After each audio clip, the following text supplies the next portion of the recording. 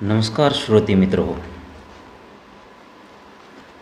कथा विश्व सादर करीत आहे अण्णाभाऊ साठे लिखित कादंबरी वारणेचा वाघ भाग 8.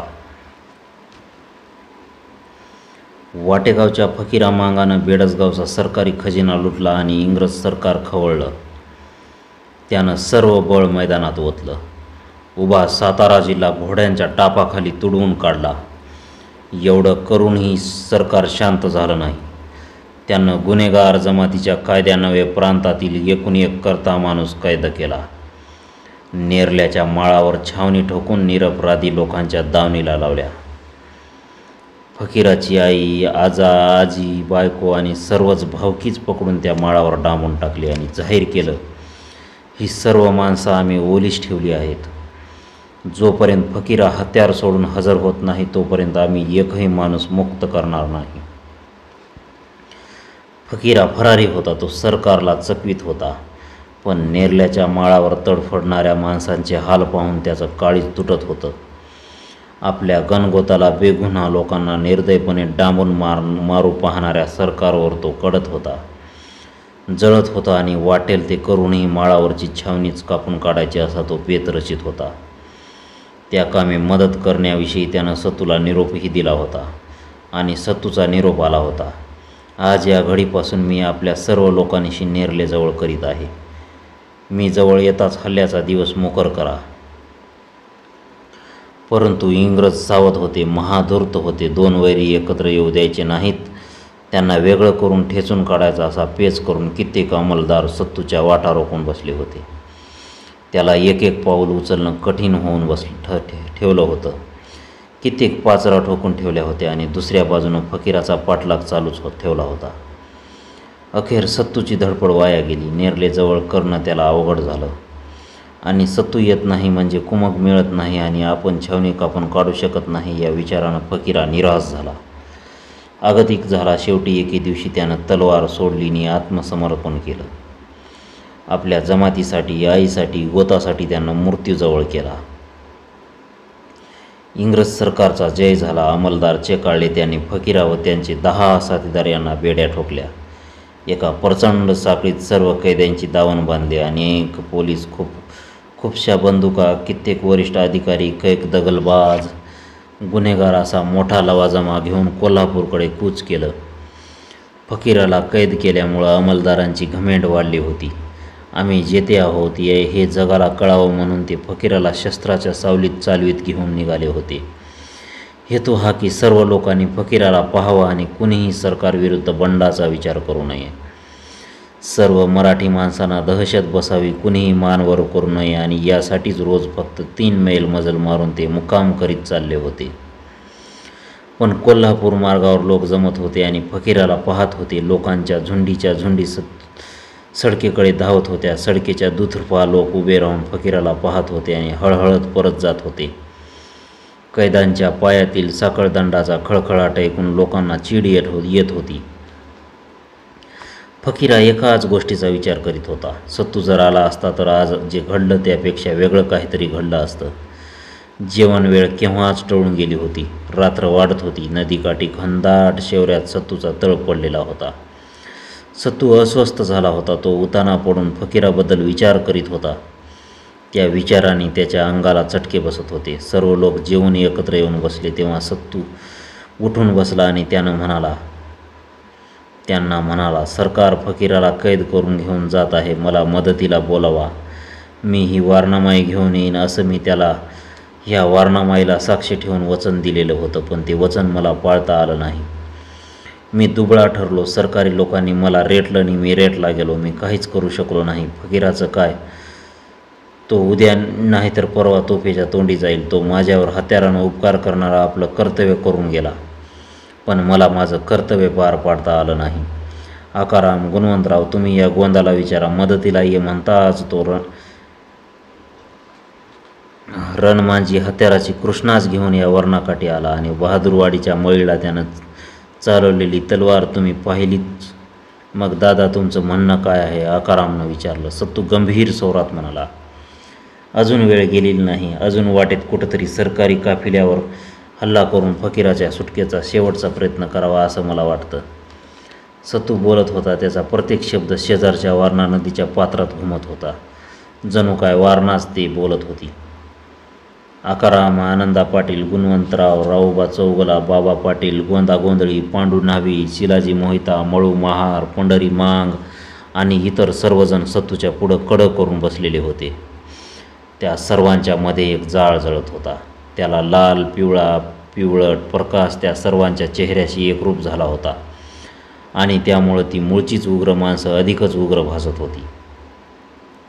त्यांचे देह खडकासारखे कणखर होते. त्यांचे चेहरे गंभीर झाले होते. एका बाजूला हत्याराचं बुचाड उभं होतं आणि दुसऱ्या बाजूला 4 कारवानी घोडी खोगीर घेऊन 3 पायावर उभी होती. आकाराम आलकट पालकट घालून बसलेला होता. त्यानं उजव्या मांडीवर उजव्या कोपऱ्यावर टेकलेला होता आणि मान खाली करून तो मिशीला पीळ भरीत होता. तो एखाद्या ढिगासारखा दिसत होता. आडव्या अंगाचा आनंदा पाटील गहाण्याच्या लाटेसारखा भासत होता. तडफदार आनंदा शांतपणे ऐकत होता. गुणवंतानं आपलं प्रचंड पागोटं काढून ठेवलं होतं. त्यानं डोकीचा हजामत घोटून केलेली होती. त्यामुळं त्याचं विशाल मस्तक ज्वालेच्या प्रकाशात तकतकत होतं. मळू महार ऐकता ऐकता गांजा तयार करीत होता. पांडू न्हावी धडकेच्या मेंढ्यासारखा मान डोलवीत ऐकत होता. चौगुल्याच्या मिशा सणसणीत होत्या. तो बिथरल्यासारखा चेहरा करून बसला होता. बऱ्याच वेळानं आकाराम म्हणाला, माझं म्हणणं असं की हत्यारबंद सरकारी फळीवर टक्कर घेऊन फायदा किती होईल आणि किती माणसं खर्ची पडतील याचा आधी विचार करावा. आकाराम, सत्तूचा स्वर छीन झाला. तो म्हणाला, तू हत्यारनी फायदा याचा मेळ घालू नको. यापूर्वी आपण तसं कधीच मेळ घातलेला नाही. तागडीनी तलवार घेऊन आम्ही घरं सोडलेली नाहीत. तो आमचा धर्मच नव्हे. आमचा धर्म निराळा आहे आणि कर्म निराळे आहे आणि आमची दानतही निराळी आहे. तसं नाही दादा, आकाराम दुखावलेल्या स्वरात म्हणला. मी जे बोललो ते कच खाऊन बोललेलो असा अर्थ करून घेऊ नका. माझं म्हणणं एवढंच की कमीत कमी माणसं खर्ची घालून अधिकाधिक पदरात काय पडेल त्याचा विचार करावा. मी तयार आहे. आता थांबू नका, सत्तू म्हणाला. फकीराला घेऊन जाणाऱ्या लोकांची कमजोर बाजू कुठं आहे याची नीट पाहणी करा. आपण तांदळवाडीपर्यंत नाही तर टोप संभापुरीपर्यंत कुठंतरी घाव घालूया. काय व्हायचं ते होऊ द्या. होऊन जाऊ द्या. सत्तूच्या शब्दाने अंगार फुलले. वातावरण तापलं. आकाराम आपली बंदूक घेऊन ताडकन उठून बसला. लगेच आनंदानंही झेप घेतली. आकारामानं खसकन लगाम खेचून आपलं घोडं सत्तू पुढे नेलं. लगामाला हिसका बसताच ते तापट घोडं सत्तू पुढं 2 पायावर उभं राहिलं. आकाराम म्हणाला, दादा, आम्ही निघालो. कुठं हल्ला करता येईल याचा अंदाज घेऊन आम्ही सकाळपर्यंत येऊ. आता लढाई निश्चित. असं म्हणून त्यानं पुन्हा लगाम ओढून घोडा फिरविला आणि टाच मारून बंदूक उंचावीत म्हटलं, बरं रामराम मंडळी. 2 घोडी उसळून दौडू लागली. त्यांच्या टापाचा खडखडाट झाला. हा हा म्हणतात घोडी दिशेनाशी झाली. त्यांच्या टापाच्या खडखडाटानं रात्रीच्या पोटात धडकी भरली. वीज कडकडून ढगात दडावी तशी ती 2 घोडी अंधारात दिशेनाशी झाली. त्यांच्या टापाचा आवाज उशीरसर ऐकू येत होता. सत्तू कान लावून तो ध्वनी ऐकत होता. घोड्यांच्याच बरोबर तो टापाचा खडखडाटही दूर गेला आणि सत्तूनं निश्वास टाकला. आकारामाचा आवेश आणि तडप पाहून तो मनोमन संतुष्ट झाला होता. वातावरण शांत झालं, निशब्द झालं. रात्र गारटली आणि ती दगडाखाली सारखी माणसं विचारमग्न झाली. लढाई जवळ आली. आता या लढाईत कोण मरणार आणि कोण जगणार याबद्दल कल्पना करून ती उद्विग्न झाली. ती सगळं माणसं रणवेडी होती. सत्तूनं घर सोडलं त्याआधीच ती गुन्हेगार ठरलेली होती. सरकारी कायदा त्यांना हुडकून काढून फासावर चढवायला उत्सुक होता, पण ती माणसं मृत्यूला हुलकावण्यात येत फिरत होती. पण जेव्हा वारणाकाठी सत्तूचा दरारा वाढला तेव्हा ते सर्वजण क्रमाक्रमानं सत्तूभोवती गोळा झाले होते. माळावर पसरलेले दगड एकत्र येऊन त्यांचा एक खंबीर इमला उभा राहावा तद्वत सत्तूचा बंडवाला किल्ला कणखर झाला होता. ती सर्व माणसं माणसातून उठलेली होती, कारण तसं जीवन त्यांनी झुगारलं होतं. माणसाने कसं जगावं यासाठी घालून दिलेले मार्ग त्यांनी सोडले होते. तसं करण्यामागं प्रत्येकाचं स्वतःचं असं वेगळं कारण होतं. आकारामाच्या भावकीत एक लग्न होतं. पाहुण्यांनी मांडव भरला होता. नवरा नवरी बोहल्यावर बसली होती. नवरीची करवली भलतीच उथळ होती. ती उगीचच मुरकी मारीत होती. आकारामाकडे पाहून डोळे मोडीत होती. आकारामाला राहवलं नाही. तो म्हणाला, ए मूर्ख, मारून दमू नग. तूही आपलं लग्न हवं तर आजच उरकून घे. बस ठिणगी पडली. करवली रडू लागली. पाहुणे बितरले. तरण्या ताट्या पोरला का बोलावं म्हणून बाचाबाच झाली. करवलीचा भाऊ दारू प्यालेला होता. त्यानं मागचा पुढचा विचार न करता आकारामाला काठीचा एक तडाखा दिला. संतापाच्या भरात आकाराम कुऱ्हाड घेऊन आला. त्याला ठार मारला आणि आपल्या हातून खून झाला म्हणून गाव सोडलं. आज तो सत्तूचा कलिजा झाला होता. गोंधागोंधळी गरीब होता. त्यानं आयुष्यात एकही गुन्हा केलेला नव्हता. पण त्याचा देह पोलादासारखा होता. तो सत्तूला आपला मित्र मानत होता. त्याला घरदार संसार यापैकी काहीच नव्हतं. कमाल दारिद्र्याच्या खुणा त्याच्या चेहऱ्यावर स्पष्ट दिसत होत्या. आणि आपण गरीब असलो तरी कमी नाही हे सिद्ध करण्यासाठी तो धडपडत होता. काहीतरी अचाट करणी करावी ही एकच उर्मी उरात घेऊन तो मृत्यूशी खेळत होता. आनंदा पाटलाची मोठी जमीन होती. ती कित्येकांच्या डोळ्यात सलत होती. एकदा भावकीतील एका माणसानं आपला शेत नांगरताना आनंदाचा हातभर रान कब्ज्यात घेण्याचा प्रयत्न केला. त्यामुळं आनंदा चिडला. तुम्ही करता करता भांडण वाढलं आणि शेवटी मारामारी झाली. आनंदानं शेजाऱ्याचा मुडदा पाडला आणि घर सोडलं. पांडू न्हावी हा भादरवाडीचा वतनदार न्हावी होता. तो सुखानं संसार करीत होता. केवळ सत्तूला मदत करण्यासाठी म्हणून तो सत्तूबरोबर फिरत होता. सत्तूच्या अनेक इमानदार मित्रापैकी पांडू हा एक होता. कवा तरी मरायचं आहे, मग उद्या मरायचं, ते आज मेलं तर काय होणार असं तो म्हणे. एके दिवशी रावबा चौगुल्याच्या आळीत एक मारामारी पेटली होती. दोन माणसं एकमेकांना मारीत होती आणि रावबा मध्ये पडून ती मारामारी सोडित होता. अरे राहू द्या असं ओरडत होता. पण झालं भलतंच. ते मारामारी करणारे रावबावर उलटले. एकानं डोळे झाकून रावबाला दणका दिला. तसा तापट रावबा खवळला. त्यानं त्या दोघांपैकी एकाचा जीव घेऊन घर सोडलं होतं. गुणवंतरावाची कथा अगदीच निराळी होती. तो गावात मातबर आणि वजनदार मानला जात होता. पण त्याची धाकटी भावजय बदचालीची होती. ती देशमुखाची उंडगी म्हणून प्रख्यात झाली होती. तिचे ते सगळे चाळे पाहून गुणवंतराव देशमुख मनातून झुरत होता. त्यानं पुष्कळ वेळा भावजईला समजावण्याचा प्रयत्न करून पाहिला होता. पण तिची थेर थांबत नव्हती. एके दिवशी गुणवंतरावानं तिला ताकीद दिली, सरळ वाग, पण मला कोणी सांगू नये. अब्रू गेली तर माझ्या नवऱ्याची जाईल. कुणाही नाकाच्या माणसानं मला दम देऊ नये असा तिनं जबाब दिला. आणि गुणवंतरावानं उठून एकच चपारक हाणली.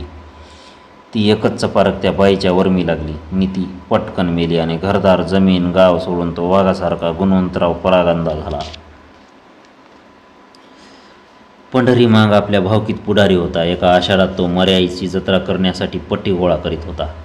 पण भावकीत लखू मांग हा आडव्या डोक्याचा होता. तो म्हणाला, जा, वळ देत नाही. अरपर का? पंढरीनं विचारला. नाही म्हणल्यावर नाही. लख्यानं डोळे वटारले. पंढरी म्हणाला, डोळे फिरवू नग. काय करशील? लख्या गुरकला. काय करशील? दाऊ का? पंढरी म्हणाला, मला नग दाऊ, आपल्या बायकोला जाऊन ये. लख्या म्हणाला आणि तो बोल पंढरीच्या वर्मी लागला. त्यानं नारळा एवढा एक दगड उचलून लख्याला दणका दिला. त्या झपाट्यानं लख्याची कवटीच उचकटली आणि पटकन तो मेला. खून झाला म्हणून पंढरीनं डोंगरजवळ केला. आता तो निवांत होता. कशाला भीत नव्हता. तो मरणाची चेष्टा करीत होता. घोड्याच्या मागून आणि चावडीच्या पुढून कधीच जाऊ नये असं त्याचा बोल होता. मळू महार अंगापिंडानं भयानक होता. परंतु त्याची बायको त्याला डोईजड झालेली होती. तो त्याला कसपटा समान मानित होती. त्याचं भांडणं उग्र स्वरूप धारण करीत होतं. अगं ही भाकरी कच्ची कशी? मळू विचारी. जाळ लई झाला म्हणून. बायको उत्तर दे. अगं आज कोरड्यास खारट झालं. मळू विचारी आणि ती उत्तर दे, मीठ कमी झालं म्हणून. तुझं रंगढंग मला नाराज दिसतोय. काय भानगड आहे? मळू विथरून म्हणे. डोळ्यावर धूर आला की तसंच दिसतं. बायको उत्तर देऊन मोकळी होई.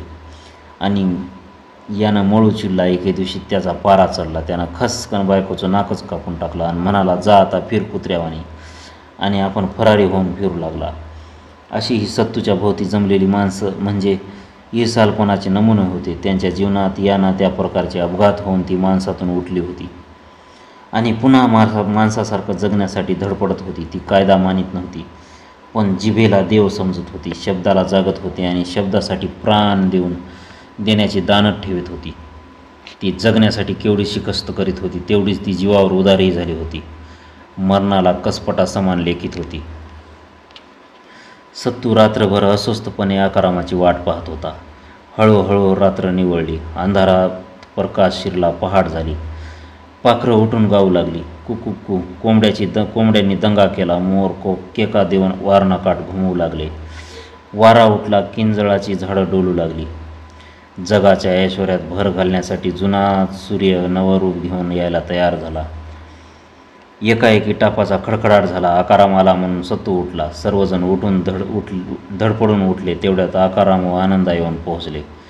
त्यांच्या भोवती सर्वांनी कडक केलं. आकाराम म्हणाला, आजच सरकारी मुक्काम तांदळवाडीजवळ म्हणजे गावदरीलाच पडणार आहे. तिथं सडकेच्या दोन्ही बाजूनं ऊसाचे फड आहेत नि उभोतीकडून एक पानंद आलेली आहे. आपण जर त्या जागी मारा केला तर आपण नक्कीच कैद्यांना मोकळं करू शकू. हे ऐकून सत्तूला आनंद झाला. तांदळवाडी यापूर्वी त्यानं पाहिलेली होती. तो म्हणाला, आता तयारीला लागा. सर्व लोक एकत्र करा. एका उसात मी आणि एकात आकाराम आनंदा पाटील बसतील. काही माणसं फकीराला पाहायला येणाऱ्या माणसाच्या गर्दीत मिसळून उभी राहतील. गुणवंतरावानं ती पानं दाबून धरायची. कडस पडलं आणि आघाडी पुढं जाऊन पिछाडी आटोक्यात दबून आली की मी हल्ला करीन. त्याचवेळी आकारामानं हे तुटून पडावं आणि दंगल वाढली की गुणवंतरावानं धावायचं. चला. सर्वांनी आंघोळी केल्या. देवपूजा उरकली आणि तो जमवाजमव करू लागले. सत्तू स्वतःचीच म्हणाला, आज मी लढणार. आज जर मी मेलो, जिंकलो तर मानानं मिरवेन आणि हरलो तर मरून जाईन आणि हरूनच जगलो तर फकीरा म्हणेल सत्तू माझ्यासाठी जबर लढला. दिवसभर सृष्टीवर राज्य करणारा सूर्य आता मावळतीकडे चालला होता. अंधारात शिरत होता. काळोखाचं अजगर प्रकाशाला गिळत होतं. सर्व कैद्यांना घेऊन सरकारी रिसाला चालत होता. तांदळवाडी दिसत होती म्हणून आघाडी पाय उचलत होते आणि पिछाडी पाय ओढीत होती. फकीरा, सावळा, मुरा, बळी, भैरू असे 10 कैदी साखळ्यांनी जखडलेले होते. ती मुंगीच्या गतीनं पाय ओढीत होते. आली आली म्हणता तांदळवाडी आली. गावदरीला उभे असलेले तंबू पाहून सर्वांना आनंद झाला. गेल्या गेल्या अंग टाकायचा असा कित्येकानं विचार केला. फकीरा निर्विकार चेहरा करून बेड्यावरून चालला होता. त्याच्या डोळ्यापुढं सूर्य मावळत होता. हळूच सूर्य बुडाला. सत्तू एका उसाच्या फडात कंबर बांधून तलवार घेऊन तयार होता. सर्व लोकांनी ठरल्याप्रमाणे आपापल्या जागा धरल्या होत्या. कडूस पडलं. तोंड ओळख मोडली. आघाडी आली आणि पुढे गेली. मग पिछाडी आली. सडकेकडेला उभी असलेली माणसं फकीरा फकीरा करू लागली. गलका वाढला आणि एकाएकी सत्तूनं हल्ला चढवला. लगेच आकारामने आनंदायाने मुसंडी मारली. क्षणात हाहाकार माजला. कुऱ्हाडी चालू लागल्या. काय घडलंय हे लक्षात येण्यापूर्वीच सत्तूनं कहर केला. शिपाई सैरावैर धावू लागले. भूकंपाचा धक्का बसावा तसं झालं. सरकारी काफिल्याची दानादान झाली. कुऱ्हाडीचा घाव बसताच लढवये खाली कोसळू लागले. भुईसपाट होऊ लागले. सत्तूनं त्यांना प्रतिकार करायला सवडच दिली नाही. परंतु मागं सरत सरत शिपायांनी आपली बाजू सावरण्याचा प्रयत्न केला. पण याच वेळी गुणवंतराव पानंदीतून पुढं आला. आघाडीचे लोक पिछाडीच्या मदतीला जात असल्याचं पाहून तो त्यांना आडवा झाला आणि पुन्हा दंगल वाढली. काही शिपाई नेट करू लागले. त्यांनी हत्यारं उंचावली. मारा वाढवला. पण पंढरी, मळू, गोंदा यांनी कहर केला. सत्तू, आकाराम, आनंदा, गुणवंतराव आणि गोंदा यांनी झपाट्यानं फळी फोडली. फकीराभोवतीचं कडं मोडून काढलं. सत्तूनं एकदम फकीरावर झेप घेतली पण घात झाला. एकाच वेळी 10 कैदी उचलून पळवणं अशक्य झालं. सत्तू निराश झाला. त्यानं तशाही स्थितीत फकीराचा हात धरला. तो ओरडून म्हणाला, नाईक, आता काय करू? फकीरानं सत्तूचा आवाज ओळखला. त्याचा आत्मा शांत झाला. तो म्हणाला, शाबास, तू लढलात, पण माझं हातपाय माझं नाहीत. आता थांबू न गं. जीवाला जपानी पांगा. सत्तू गर्दी चिरीत मागे सरकून ओरडला, हात आवरा आणि चला. आणि हा हा म्हणता ती सर्व माणसं भराभर अंधारात शिरून नाहीशी झाली. जणू जमीन फाटली आणि तिनंच त्यांना आपल्या पोटात दडवलं. उशिरानं दंगल शांत झाली. अधिकारी भानावर आले तेव्हा त्यांचे 25 शिपाई जखमी झाले होते. 12 बंदुका हातातून गेल्या होत्या. त्या प्रकारानं सर्व सरकारी अधिकाऱ्यांची मुगरुरी नाहीशी झाली आणि त्यांच्या डोळ्यावरची झापड उडाली. कित्येकाने दहशत घेतली. काहींनी पुन्हा हल्ला होण्याचं भाकीत वर्तवलं. त्यामुळं अंमलदारांनी तांदळवाडीचा तो मुक्काम रद्द केला आणि रातोरात कोल्हापूर गाठून व जखमा बांधून दम घेतला. सर्वत्र सत्तूच्या नावाचा डंका वाजू लागला.